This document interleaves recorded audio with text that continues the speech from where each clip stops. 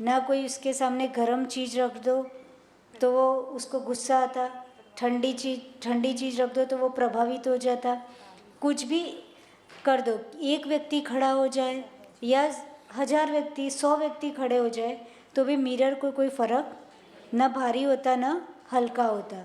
तो वो तो जैसा है वैसा दिखा देगा, वो कोई रिएक्ट नहीं करता, राइट। वैसा ही क्या है केवल ज्ञान, कि जैसा 3 लोक में जो जैसा चल रहा है, राइट, पास्ट में हुआ अनंत पर्याय, प्रेजेंट फ्यूचर की अनंत पर्याय, सब कुछ उनके ज्ञान में एक साथ झलकता है। ठीक है, उतना समझा था। उसके बाद अपन ने 3 शब्द समझे थे कल, द्रव्य, गुण और पर्याय। कौन बताएगा?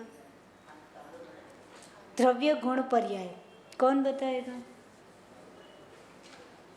कल समझा था ना, वो सुंदर चार्ट बना था। हाँ, यस भैया। वस्तु के मूल स्वरूप को द्रव्य कहते हैं। गुड। और गुण जो वस्तु का जो मूल गुण होता है, जैसे चीनी गुण, उसका मिठास, उसका यस, गुड, क्वालिटी। पर्याय मीन्स उस चीज का प्रतिक्षण परिणमन होना, मतलब उसका पर्याय चेंज होना, प्रतिक्षण चेंज होना। अब आप एक एग्जांपल बोलोगे? जैसे आपने कल दिखाया था कुर्ता, कुर्ते को जैसे समेट के हम अलमारी में रख देते हैं, लेकिन हम नहीं खोलते तो 30 वर्षों बाद बिना छुए भी उसका परिणमन हो जाता है, वो चेंज हो जाता है। यस, मतलब ये पर्याय। हमारा शरीर भी हम सूक्ष्म हम नहीं देख पा रहे, लेकिन आफ्टर 1 ईयर 2 ईयर हमें पता लगता है कि हमारा भी आयु मतलब क्षीण हो गई। बहुत अच्छा। और ये पर्याय का एग्जाम्पल हुआ। द्रव्य का एग्जाम्पल? द्रव्य जैसे कोई, जैसे मैं उद्गल लेता हूँ, जैसे कि टेबल है, लेकिन टेबल की जो मूल चीज़ है वो लकड़ी है, लकड़ी सेम है, लेकिन कभी वो टेबल को वापस हम चेंज कर सकते हैं डिफरेंट फॉर्म में। यस। तो उसको बोलते हैं द्रव्य। ना, डिफरेंट फॉर्म में चेंज किया, दैट इज कॉल्ड पर्याय, है ना। लकड़ी द्रव्य है, जैसे ये टेबल बना लकड़ी का, राइट, ये स्टील का है बट मान लीजिए लकड़ी का है, राइट, ये पाटा, राइट। तो ये क्या हुआ कि पाटा, तो पहले ये लकड़ी कहाँ की थी? कोई ना कोई पेड़ का, राइट, ऐसा।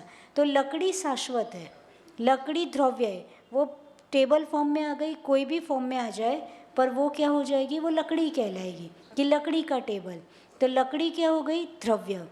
उसमें जो हार्डनेस होती है वो क्या हो गई? उसकी गुण हो गई। और वो अलग अलग फॉर्म में जाती, कि आज टेबल है, कल हमने स्टूल बना दिया, कल हमने उसको दूसरा कोई शेप दे दिया, कोई और नए फॉर्म में ले आए, तो वो उसकी क्या हो गई? पर्याय। क्या? ठीक, बहुत अच्छा। लास्ट में कल अपन ने ब्यूटीफुल एग्जाम्पल से एंड किया था कि घर में मच्छर घुस जाता है तो भी वो यही मानता है कि ये घर किसका है ना, ऐसा। छिपकली घुस जाती है घर में तो छिपकली भी समझती कि दीवारें, सीलिंग, वो सब किसकी है? मेरी है। और व्यक्ति है जिसने मेहनत करके घर बनाया है, राइट, वो तो मानता ही है कि ये घर किसका है। तो किसका है घर? वो छिपकली का, वो मच्छर का, कि उस व्यक्ति का? किसका है? किसी का नहीं है। पर हर व्यक्ति क्या, यानी वो व्यक्ति भी अपना मानता है, छिपकली भी बोलती है कि मैं जहाँ रह रही हूँ वो किसका है? मेरा। वो मच्छर घुस आया फोकट का तो वो भी मानता है कि ये मेरा है, पर एक्चुअली में वो किसी का नहीं है। ये सब हमारा मोह है जिसको हम अपना अपना मान लेते हैं। नेक्स्ट, यस, ये नया टॉपिक चालू हो रहा है और ये नए शब्द हो सकते हैं। ज्ञाता और ज्ञेय का अमूर्त संबंध, ये पहली गाथा में हमने ये सब शब्द समझा दिए जिससे आगे जाके दिक्कत ना हो, राइट। ज्ञाता और ज्ञेय, ज्ञाता किसको कहते हैं? केवली भगवान को क्या कहते हैं? ज्ञाता। और ज्ञेय क्या होता है? नहीं, राइट, पहले मैं वही समझाती हूँ। ज्ञाता और ज्ञेय एक एग्जाम्पल से समझते हैं जिससे वो केवल ज्ञान समझना इजी होगा। चुंबक और सुई का नियम, लोहे की सुई चुंबक के पास स्वयं खींची चली आती है, राइट। लोहे की कोई सुई होती है, वो चुंबक के पास खींची चली आती है। चुंबक को सुई के पास चलकर जाना नहीं पड़ता, यानी चुंबक सुई के पास नहीं जाता, पर लोहे की कोई चीज़ होगी तो वो चुंबक के साथ अट्रैक्ट होगा। दर्पण की मर्यादा, दर्पण कभी भी किसी वस्तु को प्रतिबिंबित करने के लिए अपना स्थान छोड़कर उसके पास कि ऐसा नहीं कि मैं प्रेक्षा को दिखा दूँ, राइट? ऐसा नहीं होता उसके मन में, वो नहीं चाहता सामने से प्रेक्षा आ जाए तो ठीक है भाई, देख ऐसा है, ठीक। और नहीं पदार्थ दर्पण के भीतर, यानी कोई भी व्यक्ति उसके सामने आए तो वो कोई दर्पण के अंदर नहीं चला जाता, पर ऐसा अपने साथ नहीं है। किसी से ट्रेन में भी थोड़े दिन रोज बोलचाल हो जाए तो वो अपने अंदर आ जाता है, होता है कि नहीं? यानी उससे बहुत मन मिल जाता है, आप बोलते हो, है ना, उससे माया हो जाती है, राइट? तो हम ऐसे हैं रागी द्वेषी, पर दर्पण को कोई मतलब नहीं होता, कोई उसके अंदर प्रवेश नहीं कर सकता, राइट? वो किसी को बुलाता नहीं, ऐसा।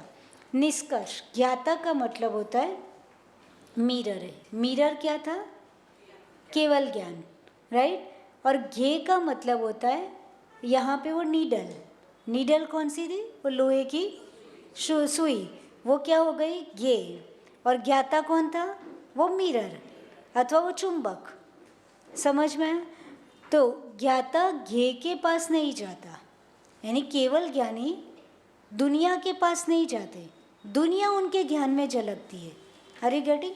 वो कभी देखने का ट्राई नहीं करता कि भाई अंदर में कैसा चातुर्मास चल रहा है ना, कितने लोग आ रहे हैं, कौन से लोग बंक मार रहे हैं, तो भगवान आके वो देखने का ट्राई, यानी केवल ज्ञान ये सब नहीं करता, पर फिर भी उनके ज्ञान में ये सारी चीज़ें झलकती है। तो ज्ञाता का मतलब जो केवल ज्ञानी है, राइट? और ज्ञे का मतलब जानना।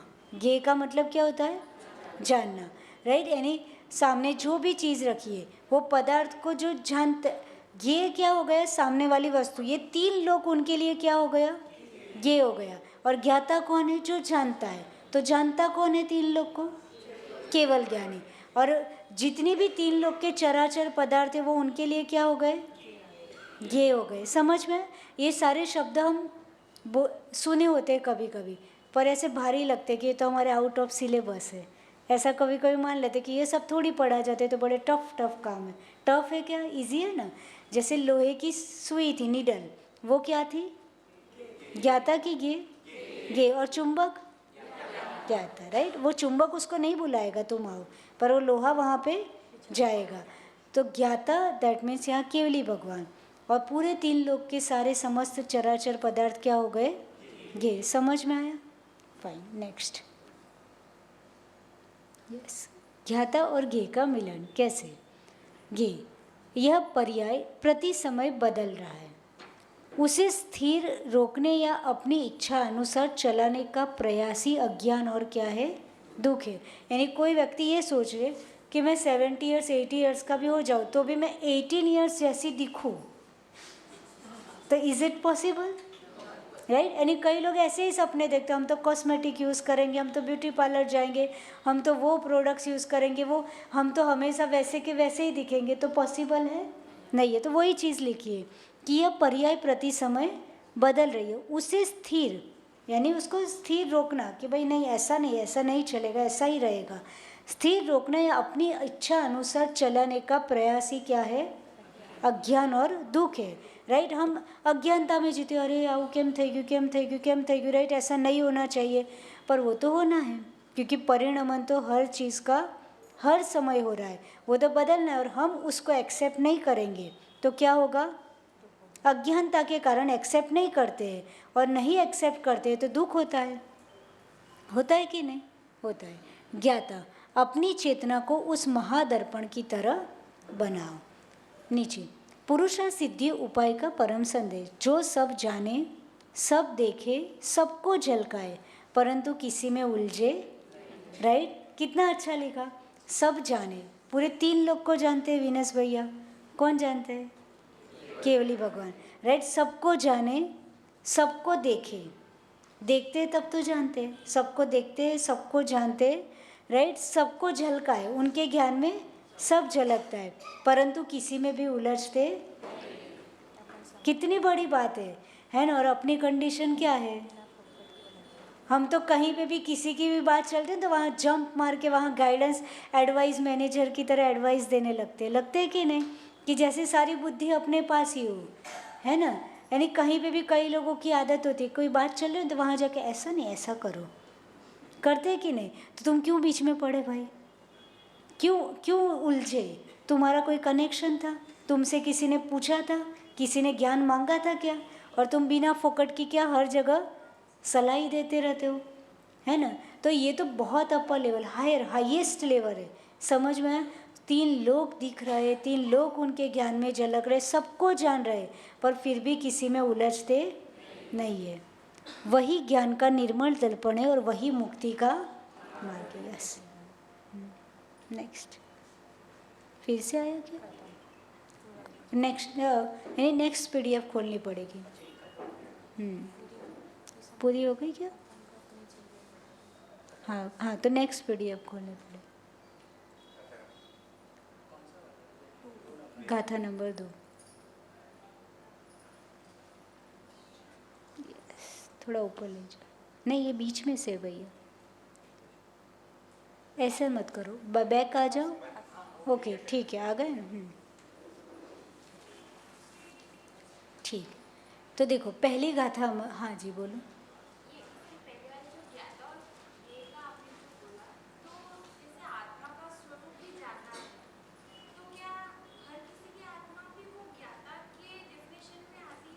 आती है। केवल ज्ञान किसको होता है? कोई ना कोई आत्मा को ही हुआ ना।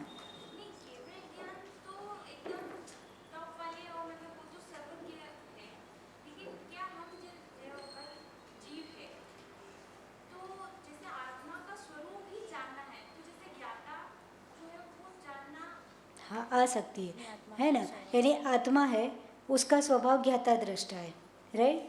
तो आत्मा ज्ञाता दृष्टा बोलते हैं ना अपन। आत्मा का स्वभाव क्या है? ज्ञाता दृष्टा। दृष्टा यानी देखना, ज्ञाता यानी जानना। तो जो जानता है उसको केवल ज्ञानी कहते हैं। तो आत्मा तो ज्ञाता दृष्टा है ही।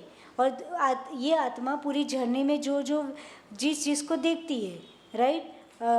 उसने अच्छा देखा, बुरा देखा, वो सब क्या हो गया? ज्ञेय यानी पदार्थ को जानना। और जो जानता है उसको क्या कहा जाता है? ज्ञाता। ऐसा। पर वो बात चल रही थी केवल ज्ञान की, इसलिए वो हाईएस्ट लेवल समझा दे कि वो ज्ञाता है। उनको 3 लोग झलकता है तो भी उनके ऊपर कोई इम्पैक्ट होता नहीं है। ठीक। अब दूसरी गाथा आएगी, अनेकांतवाद और शादवाद। ये शब्द सबने सुने हैं कि नहीं? तो दूसरी गाथा में यही समझा है। पहली गाथा सबको समझ में आ गई, तज्जयति परं ज्योति समन समस्तैरनंत पर्याये दर्पण तल इव सकला प्रतिफलति पदार्थ मालिका यत्र। यानी वहाँ पे कोई स्पेसिफिक एक व्यक्ति अथवा महापुरुष को नमस्कार नहीं करा गया। वहाँ परम ज्योति यानी केवल ज्ञान रूपी ज्योति को क्या कहा गया? तज्जयति यानी जयवंतो, राइट? नमस्कार किया गया। तज्जयति परम ज्योति समन समस्तई रनंत पर्याय, राइट? यानी केवल ज्ञान को क्यों नमस्कार किया गया? तो अपन ने देखा पास्ट, प्रेजेंट, फ्यूचर, सबकी अनंत पर्याय, चराचर, राइट? चेतन अचेतन सभी की अनंत पर्याय उनके ज्ञान में झलकती है। तो उस केवल ज्ञान को, उसको परम ज्योति बोला और उसको क्या किया? नमस्कार किया। फिर दर्पण तलैव सकला, तो उसको किसकी उपाधि दी? दर्पण से समझा है, राइट? है ना? कि इव सकला यानी सब कुछ किसमें? केवल ज्ञान में दर्पण की तरह झलकता है। प्रतिफलति पदार्थ मालिका यत्र, यानी अनंत पर्याय। प्रतिफलति पदार्थ मालिका, माला, राइट? यानी अनंत प्रतिफलति पदार्थ मालिका यत्र, यानी पंक्तिबद्ध सारी चीज़ें उनको एक साथ झलकती है। ऐसा नहीं पहले इसको देखना फिर उसको, सब कुछ एक साथ झलकता है। तो उस महान ज्योति यानी केवल ज्ञान को नमस्कार किया गया। तो हमने क्या किया? पूरी गाथा में, पहली गाथा में केवल ज्ञान को समझने का ट्राई किया। अब दूसरी गाथा में आचार्य महाराज अनेकांतवाद और शादवाद समझा रहे। नेक्स्ट। पहली समझ में आया? यस और नो? पहली गाथा समझ में आई? बाप रे, 2 दिन हो गए, ऐसा मत करो। आया कि नहीं पहली गाथा का? है ना? कितने तो एग्जाम्पल से वो डायग्राम ही सामने आ जाते हैं। ठीक। अब परमागम का साक्षात प्राण, राइट? यानी अनेकांतवाद और शादवाद को क्या लिखा है यहाँ पे? कि परमागम, परमागम यानी परम आगम, श्रेष्ठ आगम, राइट? उसका साक्षात प्राण यानी आगम का साक्षात प्राण कौन है? तो अनेकांतवाद और शादवाद। तो यहाँ पहले गाथा लिखी, गाथा बोलना सीख लेते फिर आगे बढ़ते। परमागमस्य जीवो निषिद्ध जात्यंध सिंधु रविधानम। फाइन, पहले तोड़ तोड़ के बोलो, फिर अपने आप आ जाएगा। परमागमस्य जीवो निषिद्ध जात्यंध सिंधु रविधानम। राइट, पहले नीचे का एक बार पढ़े। सकलनय विलसितानां विरोध मथनन नमाम्य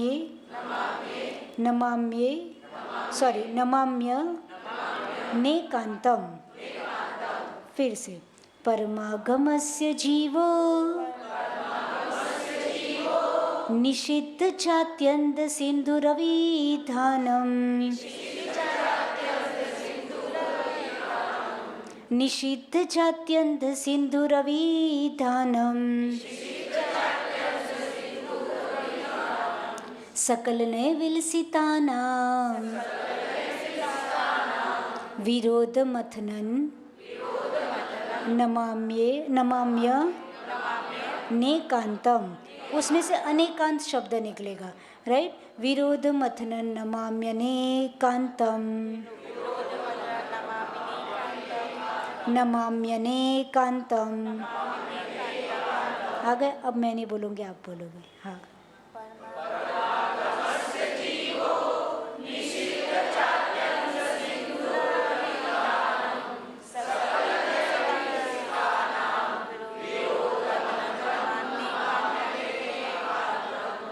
प्रैक्टिस करोगे तो आ जाएगा।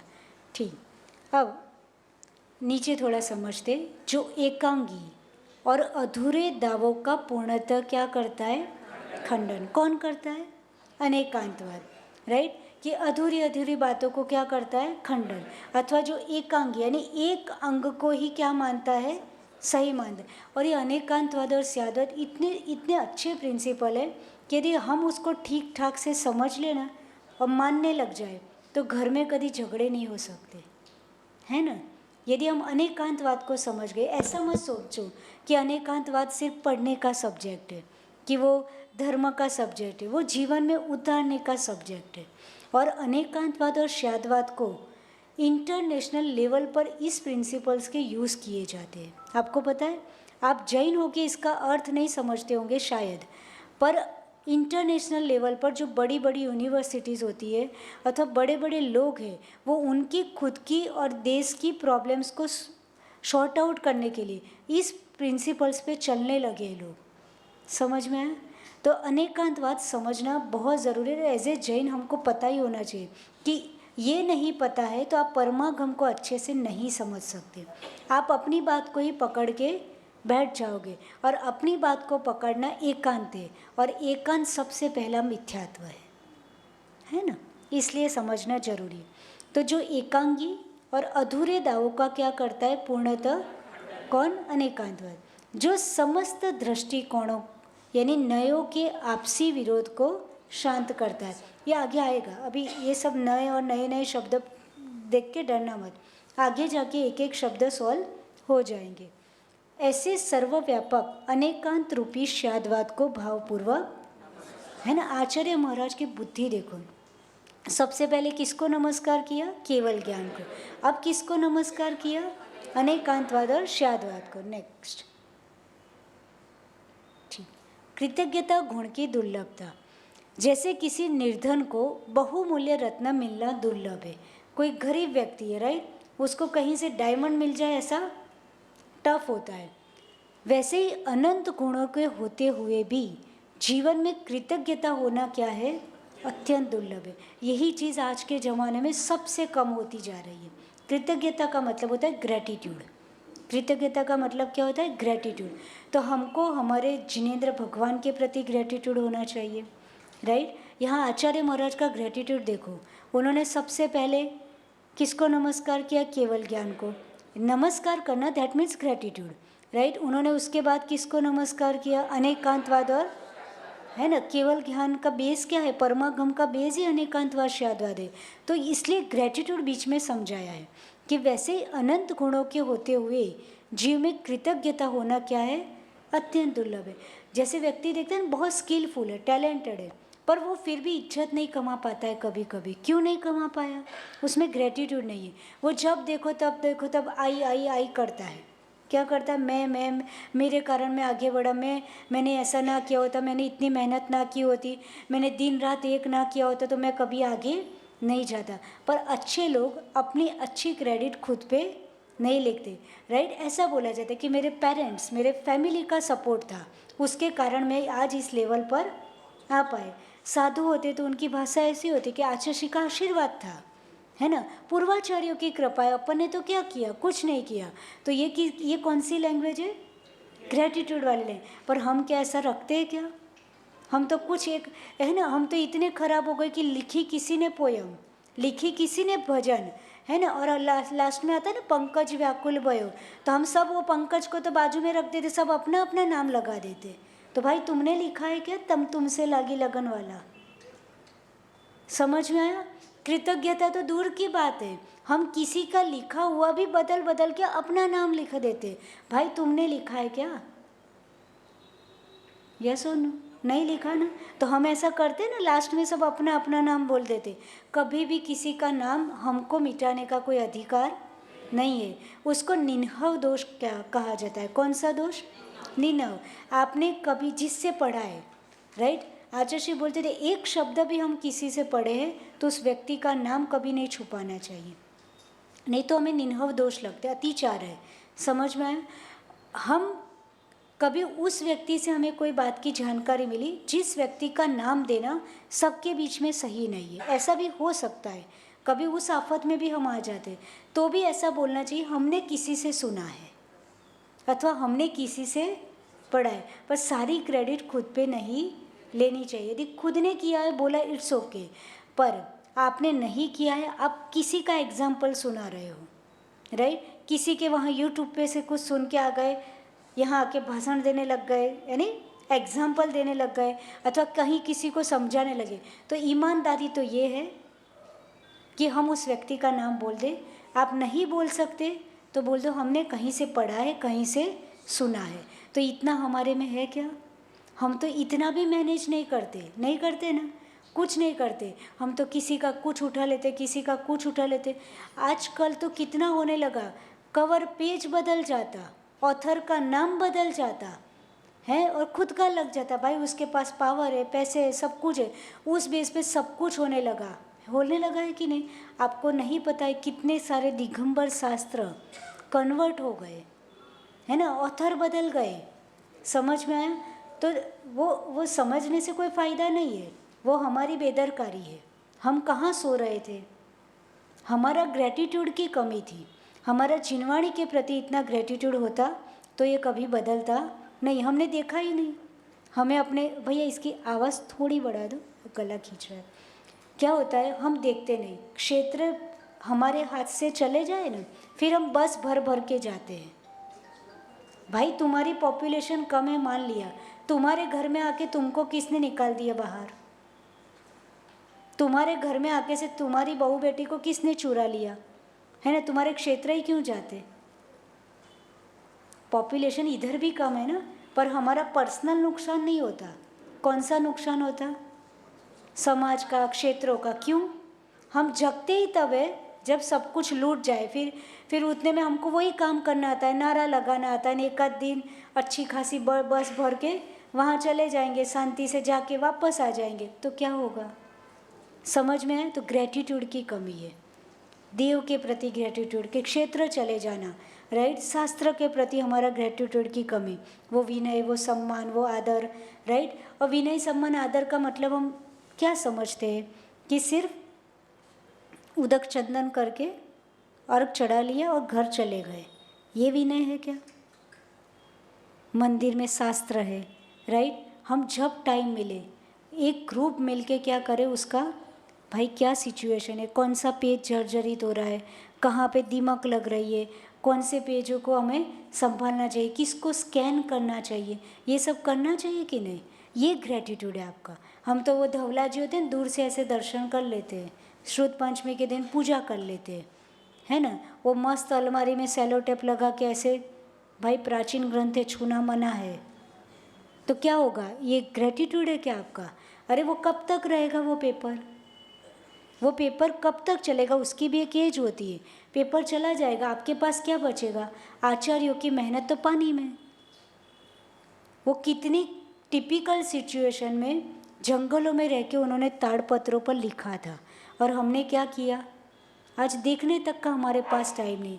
टेक्नोलॉजी कितनी पावरफुल है, एक स्कैनर भी नलिन भैया ले आए, कितने सारे शास्त्र स्कैन हो जाए, समझ में आया?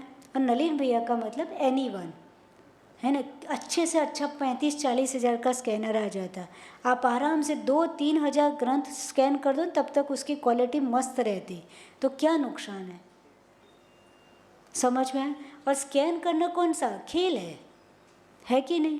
कौन सी बड़ी बात है? आज का व्यक्ति हर 2 मिनट में प्रिंट स्क्रीन और क्या क्या करता रहता है। तो ये ग्रेटिट्यूड है। खाली अर्घ चढ़ा के घर जाना वो कोई काम नहीं है।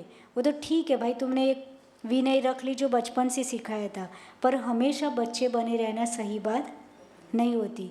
हम ग्रेटिट्यूड, जहाँ मंदिर में ज़रूरत है हम आगे हो जाए, है ना, कमेटी हमको कहे वो तो बहुत दूर की बात है, कमेटी कहे कि हम उसके पहले वहाँ रेडी हो जाए कि तुम चिंता मत करो, राइट। जिनवाणी की जहाँ जहाँ ज़रूरत है, देखो ये नहीं सोचना चाहिए कि आजकल इतने शास्त्र प्रकाशित होते, कौन पढ़ेगा? એવું પછી सिद्धांत चक्रवर्ती नेमीचंद्र मुनि महाराज को पता था हम जैसे जीव कैसे आने वाले हैं, कौन है तिलोय पन्नति त्रिलोक साजी ये सब पढ़ने वाला है, तो भी वो लिख के गए ना, लिख के गए ना। आगे कोई ना कोई होगा जो पढ़ेगा, पर ये सोच के लिखे ही नहीं तो भगवान की वाणी का क्या हो जाएगा? लोप हो जाएगा। तो उन्होंने कितना, उनके पास जितना था उन्होंने समाज को दिया, श्रावकों को दिया। आज हम इतनी बातें करते, खुद पढ़ते नहीं, राइट। आटला बधा प्रकाशन थवा ज ना जोए। मैं तो ऐसा सोचती हूँ इतना प्रकाशन होना चाहिए, हर लैंग्वेज में प्रकाशित होना चाहिए। भले हमें नहीं आती इटालियन लैंग्वेज, भले हमें नहीं आती फ्रेंच, पर उस लैंग्वेज में भी शास्त्र प्रकाशित होकर उन देशों में पहुंचने चाहिए। समझ लो, आप मान लो कि ऐसा ना हो, पर आपके देश में कुछ हो गया, राइट, इतनी बाढ़ आती है, ये आता वो आता, पंचम काले कितना कितना होता रहता, कुछ हो गया तो आपके शास्त्रों की दूसरी कॉपी कहाँ है? कहाँ है? सपोज भारत देश में कुछ हो गया, आपके सारे शास्त्र नहीं बचे, तो आपके पास क्या बचेगा? आप अपने जैन धर्म को कैसे सुरक्षित रखोगे? आपने हर एक यूनिवर्सिटी में, हर एक जगह, हर एक कंट्री में वहाँ की लैंग्वेज में ट्रांसलेट करके रखवा दिया अपने ग्रंथों को, राइट। तो आपके वहाँ कुछ भी हो जाए, आपको कहाँ से कॉपी मिलेगी? मिल जाएगी जापान से, राइट, और उसको फिर से हिंदी में कर दो। पर इतना बड़ा हम सोचते नहीं, हम तो बोलते ही रहते, कौन आ बधा शास्त्र साफ करे, है ना, आटला बधा मंदिर में मूकवानी जग्या ज नहीं। भाई तुम्हारा घर आटला मोटा, और शास्त्रों के लिए हम कैसे शब्द बोलते हैं, कैसा बोल लेते? आप तो उसका प्रचार प्रसार करो, ये मत सोचो कि उसका क्या होगा, राइट। उसका क्या होगा जैसे आप रखोगे, और कुछ नहीं हो रहा तो आप डिजिटलाइज करा दो। क्या कर दो? स्कैन कर दो पुराने प्राचीन ग्रंथ है। इस बाबत में ईडर समाज जबरदस्त मानना पड़ेगा। ईडर वालों के पास इतने प्राचीन प्राचीन ग्रंथ है, आप पूरे दिन देखते रहो तो भी दिन कम पड़ जाए, पर उस ग्रंथों ने उन्होंने किस तरह से प्रोटेक्ट किया है। इतने से ताड़पत्र तो उसको छुओ ना तो भी टूट जाए, पर उन्होंने इतने प्रोटेक्ट करके 4-5 लोगों ने अच्छी टीम बना दी, सब स्कैनर ले आए, और सब दिन का आधा घंटा पौना घंटा जैसे टाइम मिलता है वो निकाल करके रोज़ उन ग्रंथों को स्कैन करते हो। मोर देन 2000 ग्रंथ वो स्कैन कर चुके हैं। बताओ, आगे जाके केवली बनने की तैयारी कर रहे हैं, है ना। वो ग्वाला ने क्या किया था, यहाँ से ग्रंथ शिफ्ट करके उधर महाराज को ही दिया था ना। उसको तो न विनय थी, कुछ नहीं था, बस इतना पता था जैन धर्म का ग्रंथ है, अनपढ़ व्यक्ति था, इधर से इधर क्या किया था, शिफ्ट किया था। पर उसको इतनी श्रद्धा थी कि ये ग्रंथ है, और उस श्रद्धा के बेस पर आगे जाके क्या बने, इतने ज्ञानी कुंद आचार्य महाराज बने। तो तुम तो जैन हो, तुम इस जीवन में यदि सक्षम हो, राइट, है ना, तो तुम क्या नहीं कर सकते जिनवाणी के लिए? पढ़ लो, सबसे अच्छी बात है। नहीं पढ़ सकते तो उसको क्या कर दो, प्रकाशित करवा लो। यदि आप फाइनेंशियली कर सकते हो, वो नहीं कर सकते तो फिजिकली टाइम निकाल करके क्या कर दो, स्कैन कर लो। पर कुछ तो करके जिनवाणी हमें मिली है तो उसको माँ बोलते तो हम सब क्या हो गए, बच्चे हो गए कि नहीं। तो उस माँ के लिए हमारा ग्रेटिट्यूड होना चाहिए कि नहीं। हम तो बोलते रहे આ બધું કેમ પ્રકાશિત, આ બધું કોણ સાફ કરશે, એ તો જગ્યા જ નથી મંદિરમાં. એટલે કેવા તમારા દિલ કે તમારી માને મૂકવા માટે તમારી પાસે જગ્યા નથી. આવી ભાષા બોલાય, समझ में आया। तो हमारी भाषा भी ग्रेटिट्यूड वाली होनी चाहिए। आचार्यों ने कितना ग्रेटिट्यूड रखा कि नहीं, ऐसा। मंगलाचरण की अनिवार्यता, हम कोई भी चीज़ स्टार्ट करते हैं तो उसमें मंगलाचरण क्यों करते हैं, तो लिखा नास्तिकता के भाव को दूर करने के लिए हम मंगलाचरण करेंगे तो हम नमस्कार करेंगे, तो हमारी अंदर की जो नास्तिकता होती है, तो अश्रद्धा वाले भाव होते हैं, वो क्या होते, दूर होते।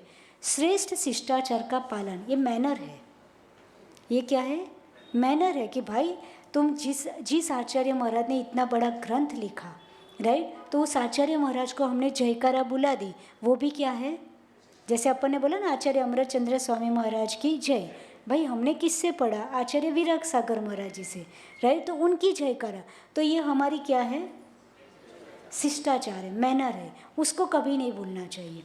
नेक्स्ट, पुण्य की प्राप्ति और कार्य की निर्विघ्न समाप्ति के लिए, यानी ये धवला जी में लिखा है, राइट। ये रीजंस किस में लिखे हुए, धवला जी में, कि मंगलाचरण क्यों करना चाहिए। सोचो इतने महान ग्रंथों में ऐसा लिखा है ना, कि कार्य की निर्विघ्न क्या होती है, समाप्ति होती है, और पुण्य की प्राप्ति होती है। तो हम भगवान का नाम लेके कोई काम शुरू करते हैं तो हमारा काम अच्छे से होता है, इसलिए। नेक्स्ट, सत्य के दो पहलू, निश्चय और, वहाँ एक शब्द था जहाँ पे अनेकांत और शाद्वाद लिखा था कि अनेक परसेप्शन से देखना, उसको क्या कहा जाता है, नए। तो यहाँ नए पहले समझाया है, राइट। फिर आगे जाते जाते निश्चय नहीं, व्यवहार नहीं, और फिर नए को भी डिटेल में समझा देंगे। फिर उसके बाद अनेकांतवाद और शाद्वाद समझ पाओगे। तो नए, थोड़े शब्द नए लग सकते हैं, पर विनेश भैया खुशी के साथ बैठो, यस। नहीं दिख रहा है वहाँ से, दिख रहा है, ओके। तो ये गाथा है, ये इसकी गाथा नहीं है, पर निश्चय नहीं और व्यवहार नहीं को डिफाइन कर रही है, वो लिख दिए है ना। जाणदी पश्यति सवम व्यवहारेण केवली भगवम, केवल आएगा, केवल नणी जाणदी पश्यति नियमेण अपाणम। नीचे अर्थ समझ लो, निश्चय नहीं, भगवान पूर्णतः आत्मलीन है। भगवान कैसे है ना, केवली भगवान आत्मा में लीन है और केवल अपनी आत्मा को जानते हैं, इसलिए वह क्या है, आत्मज्ञ। भगवान को अपन क्या कहते हैं, यानी वो पूरे तीन लोग को उनके ज्ञान में झलकते हैं, राइट, वो चीज़ है। पर वो निश्चय नहीं से क्या हो गए, अपनी आत्मा में लीन है। अब देखो नीचे का पढ़ो तो क्लियर हो जाएगा। व्यवहार नहीं किसे, भगवान संसार के समस्त पदार्थों को एक साथ जानते और देखते, इसलिए वो क्या है। तो भगवान के ऊपर सबसे पहले डिफाइन किया, अब धीरे धीरे अपने ऊपर आएगा, है ना। तो भगवान को क्या बोला कि वो अपनी आत्मा में, जगदीश भैया, लीन है। केवली भगवान अपनी आत्मा में लीन है, तो निश्चय नहीं की अपेक्षा वो क्या हो गए, आत्मज्ञ हो गए, और वो पूरी दुनिया को जानते हैं, उस अपेक्षा से वो क्या हो गए, सर्वज्ञ। यानी व्यवहार नहीं की अपेक्षा से वो सर्वज्ञ है, और निश्चय नहीं की अपेक्षा से आत्मज्ञ है। समझ में, एक ही चीज़ को केवली भगवान को दो तरह से यहाँ समझा है। अपनी आत्मा में लीन होना वो निश्चय नहीं है, और दुनिया को जानना और देखना क्या हो गया, सर्वज्ञता, व्यवहार नहीं। यह समझने की एक शैली है, चीज़ों को समझने की क्या है, शैली, मेथड, सिस्टम है, जो भगवान की पूर्णता पर कभी भी प्रश्न चिन्ह है ना। नहीं तो देखो आपके पास यदि ये शैली ना होती ना, नए अनेकांतवाद शाद्वाद ना होता, तो दुनिया के दूसरे दर्शन के सामने तुम टिकी ना पाते। वो तुरंत बोलते तुम्हारे भगवान तो पूरी तीन लोग को जानते देखते, फिर वितरागी कैसे, बोलते कि नहीं। पर तुम बोल देते कि वो तो अपनी आत्मा में लीन है, निश्चय नहीं से वो क्या है, आत्मज्ञ है। और वो जानते देखते बट रिएक्ट नहीं करते। जानना देखना वो व्यवहार की क्रिया है, पर रिएक्शन नहीं होता है, इसलिए वो सर्वज्ञ भी है और कैसे है, वितरागी भी है। तो नए होने से हम कभी भी भगवान के ऊपर क्वेश्चन मार्क नहीं करेंगे यदि नए का ज्ञान होगा। नेक्स्ट, एक सिंपल एग्जाम्पल जो हम स्कूल में स्टोरी सुनते थे, एक जादूगर की स्टोरी सुनते थे। देखो ये बड़े बड़े शब्द आते हैं ना, तो फिर एक बीच में स्टोरी लिखनी पड़ती है जिससे सबको इजीली समझ में आते। स्कूल में एक जादूगर की स्टोरी आती थी कि एक जादूगर था, राइट। तो उस जादूगर को उससे जेलसी करने वाले लोग क्या करना चाहते थे, मारना चाहते थे। तो जादूगर को कितना भी मारने का ट्राई करे, वो जादूगर नहीं मरता था। क्यों नहीं मरता था? क्योंकि जादूगर के प्राण किस में थे, एक तोता था उसमें थे। वो तोते को मारेंगे तो जादूगर, स्टोरी है राइट। जैसे किसी जादूगर के प्राण गुफा में बैठे एक तोते में बसे होते, वैसे ही संपूर्ण जिनागम के प्राण किस में है, पूरे जिनागम का बेस क्या है, अनेकांत। कोई दुनिया की ताकत जिनागम को नहीं मिटा सकती। दुनिया की कोई भी दर्शन जिनागम को नहीं मिटा सकती, क्योंकि उसके प्राण ये पेज में नहीं है, किस में है, अनेकांत में सुरक्षित है। जैसे जादूगर के प्राण किस में थे, तोते में, ऐसे पूरे जैनिज्म के प्राण किस में है, अनेकांत में। तो कोई भी जिनागम को मिटा सकता नहीं है। यदि अनेकांत और श्यादवाद की पद्धति पर प्रहार हो तो जिनागम खतरे में पड़ जाएगा। यानी हम श्रावक अथवा साधु आपस में लड़ेंगे, सब अपने अपने मत को लेके हम सही ये करेंगे तो क्या हो जाएगा, तुम अनेकांतवादी नहीं हो, तुम एकांतवादी हो। और एकांत जहाँ आएगा तुरंत ही जिनागम क्या हो जाएगा, खतरे में। दो लड़ता है, तीसरा मज़ा ज़रूर लेता है। हमको ऐसा लगता है भाई हम अच्छे हमारा इतना बड़ा मंदिर, हमने इतना बैंक बैलेंस बढ़ा दिया, इतना कर लिया, वो कर लिया, है ना। पर तुम्हारे दो के मज़ा कौन ले रहा है, और तुम्हारे चक्कर में जिनागम क्या हो जाएगा, खतरे में पड़ेगा कि इनके तो इतने पंथ है कि ना पूछो बात, है ना। दूसरा व्यक्ति भी बोल के चला जाता है। क्यों? क्योंकि एक ने अपना पकड़ा, दूसरे ने अपना पकड़ा, दूसरा उसके देरासर में, उसके जिनालय में ना जाए, वो उसके जिनालय में ना जाए। अब क्या होगा भाई, है ना। उन दोनों के चक्कर में तीसरे ने अपना काम कर लिया। Are you getting? कर लिया ना। और फिर समाज भी क्या हो गई, ऐसे तीन जगह डिस्ट्रीब्यूट हो गई थी इतनी सी। हमने यदि अनेकांत और श्यादवाद को अपनाया होता तो ये कहानी कभी ना होती। लिखा है ना, जिनागम हर उस हृदय में जीवित है जहाँ अनेकांत का वास है। आपने कितने शास्त्र पढ़े ना, वो मैटर नहीं करता, आप कितने अनेकांतवाद से सोचने की ताकत रखते हो। यदि छोटा बच्चा भी आपको कुछ बोल के जाता है तो 1 सेकंड के लिए अपना ईगो बाजू में रख के उसकी बात को सुनने की ताकत होनी चाहिए। इतनी सरलता आपको होनी चाहिए, है ना। हम तो बच्चे के क्या, हम तो कोई साधु भी बोल के जाए ना तो हम अपने आप को इतना ज्ञानी मानते हैं कि हम उसकी बात को आऊ तो होयद नहीं, ऐसा कर लेते हैं। समझो आप अनेकांतवादी हो कि एकांतवादी, भाई एक बार तो सुन लो उसकी बात, वो किस परसेप्शन से कह रहा है। सारा खेल परसेप्शन का है। किसका है? सारा खेल पर आपने उसको परसेप्शन को ना सुना ना समझा। I am not believing, right, मैं इसमें बिलीव। तो तुम पहले एकांतवादी हो, पहले सुनने की ताकत रखो। हमें सुनना ही नहीं आता आज के समय में। अनेकांतवाद को वही फॉलो कर सकता है जिसके पास सुनने की ताकत हो। हम तो क्या करते, सुनने बुनने का नहीं, एक बोले 4 सुना के आने का, ये ट्रेनिंग मिलती है हमको। एक बोले सुन के क्यों आया, सुना के आना, अपनी बात सही करके आना, सुन के नहीं रह जाने का, राइट। ये हमारे लक्षण ऐसी हमको जिनवाणी ने नहीं सिखाया है।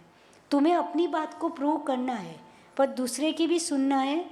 तुम्हारे पास इतने लॉजिक होने चाहिए, इतने प्रूफ प्रमाण होने चाहिए कि सामने वाला आपकी बात मानने को तैयार हो। पर तुम कोई भी मन घड़े नए नए प्रमाण बना दो और दुनिया को उल्लू बनाते रहो तो वो तुम जिनवाणी का क्या कर रहे हो, अवर्णवाद कर रहे हो। गेटिंग? नेक्स्ट, श्रमण संस्कृति के मूल स्तंभ श्यादवाद, अनेकांतवाद और अहिंसा।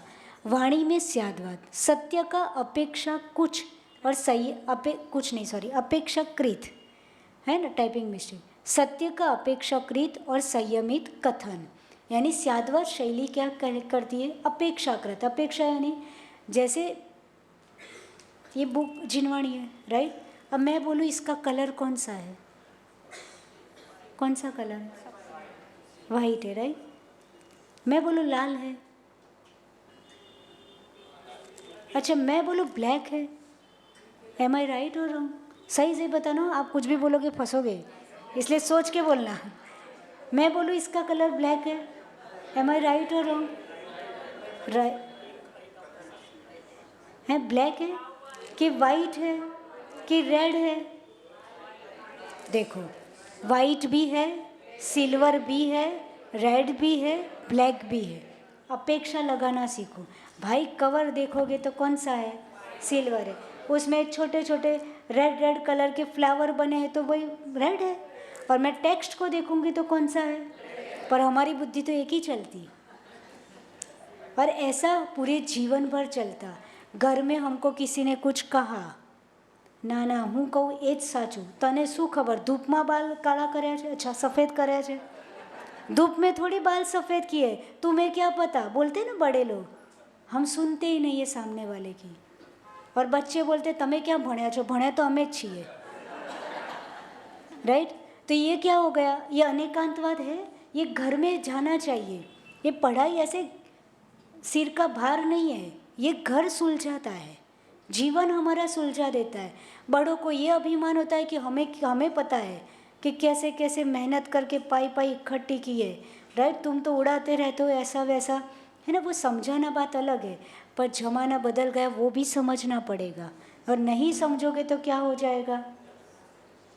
जो होता है वो। Are you getting? है ना? समझ में? तो अनेकांतवाद वहाँ पे भी होना चाहिए। तुम अपनी अपनी कहते रहोगे, अरे हमें तो आटला पैसा महीनाना बचावता था, तू तो आटली सैलरी છે 1 लाख तो है, तारू કંઈ બચતું નથી, राइट? तो नहीं चलेगा। आपको क्या, और छोटों को भी ये होना चाहिए कि अपनी कंपैरिजन में उनके पास बहुत एक्सपीरियंस है कि नहीं? हमें तो बस कमाना और उड़ाना आता है ना? जल्द कोई ऐसी सिचुएशन आ गई तो पैसे का कैसे काम आता है वो हमें अभी तक एक्सपीरियंस, वो उनको पता है। तो ये अनेकांतवाद घर में नहीं होता है तो क्या होता है? झगड़े होते हैं, है ना? तो ये बुक में तीनों बोलो, तीनों सही है। अपने यहाँ कोई बात गलत है ही नहीं। सबसे अच्छी बात क्या है? परसेप्शन लगाना आना चाहिए कि रेड किस अपेक्षा से, सिल्वर किस अपेक्षा से, और ब्लैक ये शादवाद शैली है। ये क्या है? शैली। सत्य का अपेक्षाकृत और संयमित कथन, दृष्टि में अनेकांत, विजन कैसा होना चाहिए? अनेकांत। ये चश्मे का ही खेल है सारा, है ना? आपने कौन से लेंस लगाए ना वैसी दुनिया आपको दिखती है। आपका लेंस ही पहले से खराब हो, उसमें डस्ट लगी है, राइट? तो आपको दुनिया कैसी दिखेगी?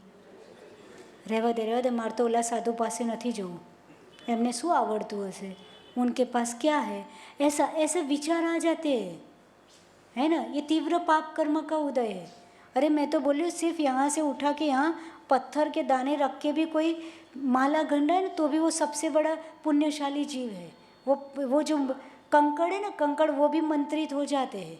इतनी भी कोई साधना कर रहा है तो वो कोई कम साधना नहीं, वो दुनियादारी से बचकर इतना अपना उपयोग लगा रहा है। पर हम तो वो कुछ समझते ही नहीं है। हम तो किसको बड़ा समझते? जिसका बड़ा नाम हो, है ना? हमारा विज़न ही ऐसा हो गया है। हमने लेंस ही पता नहीं कौन से फिट किए हैं, है कि नहीं? तो अनेकांत हमें क्या सिखाता है? वस्तु के बहुधर्मात्मक स्वरूप को देखने की क्षमता। आपका विज़न इतना क्लियर होना चाहिए कि आपको हर एक व्यक्ति में अच्छाइयाँ देखने की ताकत आ जाए। फाइन। और वो अनेकांत है कि इसमें माइनस पॉइंट है पर ये अच्छा पॉइंट तो है, और उससे आप अपना लाभ लो एज ए श्रावक। कब तक माइनस देखोगे? चर्या में अहिंसा, विचारों और आचरण की पूर्ण पवित्रता। नेक्स्ट, मारीची का दृष्टांत, एकांत हट का दुष्परिणाम। ये बेस्ट एग्जाम्पल है अपने शास्त्रों का और फेमस एग्जाम्पल है। तीर्थंकर आदिनाथ भगवान के समोषण में मारीची ने कषाय और अहंकार के वश होकर धर्म सभा का क्या कर दिया? मारीची कौन था? महावीर भगवान का बेटा। महावीर भगवान का जी। और किसका बेटा था? भरत चक्रवर्ती का बेटा। किसका पोता था? आदिनाथ भगवान का पोता मारीची। देखो कितनी बड़ी बात है। तुम बोलते हो मेरे बच्चे नहीं सुनते, ये साक्षात केवली की बात नहीं सुनी। समझ में आया? तो तुम किस खेत की मूली हो? फालतू में डिप्रेशन में आते हो। आजकल पेरेंट्स सबसे ज़्यादा इसी से चिंता है, मेरे बच्चे नहीं सुनते, उनका क्या होगा, उनका करियर क्या होगा, उनका क्या होगा, जीवन में क्या होगा। अरे बाबू कुछ नहीं होना, जो लिखा है वही होने वाला है, तुम कितना भी कर लो, है ना। सुन लो, आदिनाथ भगवान का समोषण लगा था, मारीची मुनि महाराज थे, क्या थे, और खुद का पोता था, समझ में आया। और साक्षात प्रथम तीर्थंकर केवली भगवान, राइट। पर मारीची ने क्या किया, कषाय आ गई, है ना। और मिथ्या अहंकार, राइट, ये सबसे खतरनाक मिथ्यात्व है, उसको तो हम देखते ही नहीं है। कषाय और अहंकार के वश होकर धर्म सभा का क्या कर दिया, उसको अहंकार ये आ गया था, उसको पता चल गया था कि इन फ्यूचर मैं 24 नंबर का तीर्थंकर, बस। और उसी समय तीव्र कर्म का उदय आ गया, उसने आदिनाथ भगवान का समोशरण मुनि होके भी छोड़ दिया, सोचो, है ना। तो आदिनाथ भगवान उसके पीछे नहीं पड़े, अरे बेटा बेटा रुक जा, बेटा रुक जा, तू गलत कर रहा है, कुछ नहीं, उसकी भवितव्यता वही थी, उसके वो वही करने वाला है, राइट। उसी एक क्षण के अहंकार ने 363 एकांत मतों की नींव रख दी, है ना। 363 एकांत मतों का उसने भरपूर प्रसार किया, किसने, वही महावीर भगवान ने। किसने किया, वही महावीर भगवान 24 नंबर के तीर्थंकर बने, और 1 नंबर के तीर्थंकर के समोषण में से निकले, वहाँ से उन्होंने मिथ्यात्व का पोषण शुरू किया, और पोषण ने वो ज्ञानी थे, राइट। उन्होंने प्रचार प्रसार इतना किया, और पूरे अनेक भवों तक उन्होंने क्या किया, मिथ्यात्व का प्रचार प्रसार किया। क्या आदिनाथ भगवान को नहीं पता था, केवली थे वो, केवली, उनको सब दिख रहा था, राइट, तो भी उन्होंने कुछ किया। समझदार कुछ नहीं करता, एनर्जी और टाइम बिगाड़ने से कोई फ़ायदा, ये तो ऐसा ही होना है। उनको राग नहीं था मारीची को कि समझा दिया कि बेटा ऐसा मत कर, पता था, ज्ञानी थे, वही होना है। और आत्मा का संसार अनंत काल के लिए किसने बढ़ा लिया, वही मारीची ने। विडम्बना, वही जीव आगे चलकर अंतिम तीर्थंकर महावीर बने, परंतु अपने ही शुरू किए हुए मिथ्या पंथों को पूर्णतः समाप्त, समझ में आया कितनी बड़ी बात है कि जिन्होंने इतना बड़ा प्रचार प्रसार किया था 363 मतों को, पर महावीर भगवान साक्षात भगवान बन के भी वो इन सबको हटा सके। अरे ये सब हट जाएगा तो फिर सब सम्यक दृष्टि बन जाएंगे, ये समझो। और ऐसा कभी होता है क्या, है ना। अनंत काल से मिथ्यात्व है और अनंत काल से सम्यक्त्व है, तो वो तो चलता ही रहेगा, कोई किसी को मिटा सकता नहीं है। सीख, यदि जिनेन्द्र देव की वाणी समझ ना आए तो मौन रहे, परंतु अहंकारवश જીનવાણી को વિકૃત કે એકવાર મારથી બોલે કે હવે ના કેવી રીતે બોલાય, અરે કઈ દેવાનું નથી ખબર, राइट। उसमें क्या होगा, अपन केवली है क्या, अपने पास तो कुछ भी नहीं है भाई, बूंद बराबर भी ज्ञान नहीं है, कुछ भी अभी हमने नहीं पढ़ा, बूंद बराबर तो शास्त्र बचे हैं, और उस शास्त्रों के नाम भी हमें नहीं पता है, बहुत सारे, उसमें से कुछ हमने पढ़े हैं, तो हम किस बात का अभिमान करें, बोल देने का नहीं पता है, कल देखकर बताए, अभी याद नहीं है, कोई दिक्कत नहीं, उसमें हम कभी भी छोटे नहीं हो जाते, है ना। हमें जिनवाणी और गुरु और देव का डर होना चाहिए कि हमारे मुख से जिनवाणी का कभी भी अवर्णवाद ना हो। Next time 2 minute. अज्ञान की हाँ, ये एक सिंपल एग्जाम्पल, अज्ञान की शारीरिक रचना 6 बनाम 9, यानी कोई व्यक्ति यहाँ पे खड़ा है, राइट। देखो, जमीनी हकीकत नीचे लिखा है, पहले थियरी पर, एक ही वस्तु परंतु देखने के स्थान के कारण 2 बिल्कुल विपरीत निष्कर्ष। समझ में, एक व्यक्ति को क्या दिखता है, 6 दिखता है, और उसके ऑपोजिट साइड में वही व्यक्ति खड़ा है तो उसको क्या दिखता है, 9 दिखता है। दोनों अपने दृष्टिकोण से पूरी तरह क्या है, सही है, परंतु दूसरे के दृष्टिकोण को नकारे बिना पूर्ण सत्य को समझना ही क्या है। पर हम क्या करते, नाना 6 जो है 9 तो हो ज नहीं, राइट, 6 ही है, 9 तो होता ही नहीं, तुम्हें दिखता है कि नहीं, यानी कितना ब्ला ब्ला ब्ला स्टार्ट हो जाते। हम जिस परसेप्शन से देखते हैं हम उसी को क्या मानते, सही है ना। हमको जो समझ में आया सब, हमने जो कह दिया सब, और दूसरे वाले बोला वो सब, तो तुम एकांतवादी हो। दूसरे ने किस परसेप्शन से बोला, एक बार तो सुन लो, राइट। ये तो ये खाली एक एग्जाम्पल है, आपको अनेकांत ये भारी शब्द ना लगे, उसको समझाने के लिए यहाँ 6 9 का कि इधर दिखे उसको 6 दिखेगा, उधर से दिखेगा उसको क्या, तो दोनों सही है कि नहीं भाई। तुम वहाँ जाके तो बैठ देखो कि 6 है कि 9, तुम्हें भी क्या दिखेगा, पर हमारा ईगो हमें वहाँ तक नहीं जाने देता, नहीं जाने देता न, और 9 वाला इधर नहीं आएगा, और इसी में जीवन भर क्या चलता रहता, लड़ाइयाँ चलती रहती। ठीक, तो टाइम हो गया। ये थोड़ा लंबा एग्जाम्पल है, इसको अपन ये शास्त्रीय एग्जाम्पल है, ये 6 9 ऐसे थोड़े बीच बीच में इजी बना देते हैं, पर मूल एग्जाम्पल को भी एज इट इज़ रखा है। ये बहुत फेमस एग्जाम्पल है, बहुत सारे मंदिर में ये बना होता है कि एक हाथी है, राइट, अंधे व्यक्तियों ने उनके अलग अलग बॉडी पार्ट्स को पकड़ा है। तो ये बहुत सुंदर एग्जाम्पल शास्त्र में अनेकांत को समझाने के लिए दिया है। तो अपन ये कल समझेंगे, आज इतना ही, ठीक है। टाइम लगेगा पर आकुलता में मत आना, हम आराम से समझते समझते पुरुषार्थ सिद्धि की जर्नी करेंगे। आज इतना ही। जय बोलिए गणाचार्य गुरुदेव श्री विराग सागर जी महाराज। एक मिनट, सॉरी,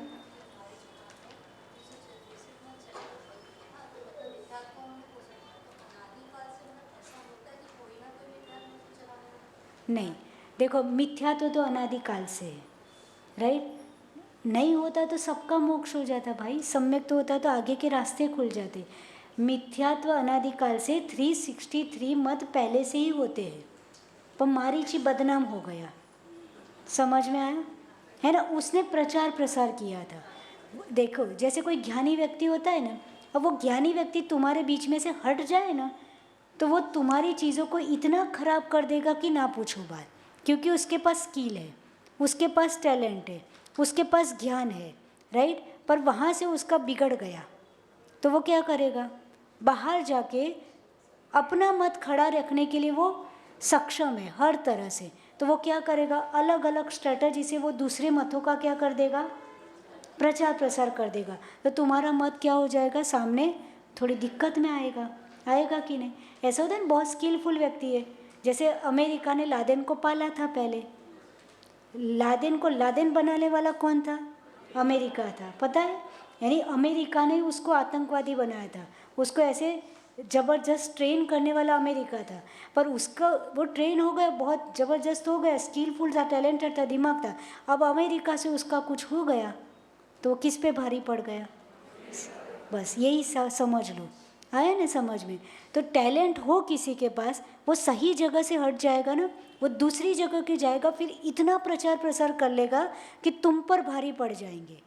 और आज भी ऐसा है कि तुम्हारे पर क्या हो जाते वो लोग। और दूसरी नॉर्मल व्यक्ति होता है ना, वो बेचारा ज्ञान नहीं होता है, भोला भाला होता है, तो उसकी बातों में उसकी रिप्रेजेंट करने की स्टाइल से, अथवा उसने इस तरह से स्ट्रेटजी अप्लाई करी कि पूरी की पूरी समाज क्या हो जाती है, बह जाती है, डिवाइड हो जाती है। और फिर वो प्रचार प्रसार इतना हो जाता है कि हमको लगता है वही सही है।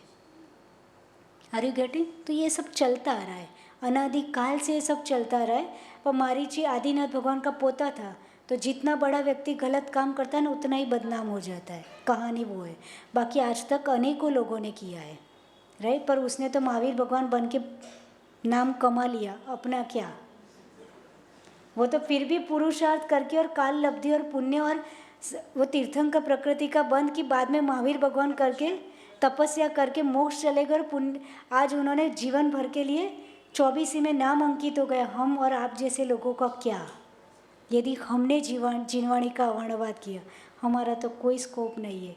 इसलिए उनसे बचे, हम मौन रह जाए, राइट। उन चर्चाओं में उलझे नहीं, केवल भगवान मिलेंगे तब डिसाइड करेंगे, अभी तो सब बराबर है। मेरा तो सीधा फंडा है, बहुत उलझने का नहीं भाई, तू भी सही तू भी सही, क्या फ़र्क पड़ता है, क्यों उलझे, राइट। किसके पास ज्ञान है, कौन सर्वज्ञ है, कोई नहीं है। उस बीच में हम जिनवाणी को ही आधार मान के एक न्यूट्रल माइंड रख करके अनेकांतवाद और शादवाद को अप्लाई करके उस चीज़ों को देखना शुरू करें, तो समाज में सौहार्दता बनी रहती है ना। समाज आगे बढ़ती है, धर्म का विकास होता है, शासन की प्रभावना होती है। नहीं तो क्या, शासन की प्रभावना थम जाती है, अटक जाता है, है ना, बढ़ जाता है। इन सब से हमें ऊपर उठना है। यदि इन सब से ऊपर नहीं उठे तो आत्मा तो बहुत दूर है, खाली बातें करने की बातें हो गई। इन सब से ही बाहर नहीं निकल रहे तो आत्मा तो कब मिलेगी? सम्यक दर्शन के ठिकाने ही नहीं रहते, है ना। हम तो इसी में ही उलझे रहते। तो बहुत मस्त न्यूट्रल हो जाए ना, इतना प्यारा धर्म मिला है, मस्त खुले दिमाग से जीने का और जितना हो सके उतना उसका पालन कर लेने का। जिनवाणी स्तुति। जावाणी के ज्ञान से सूझे लो कालो,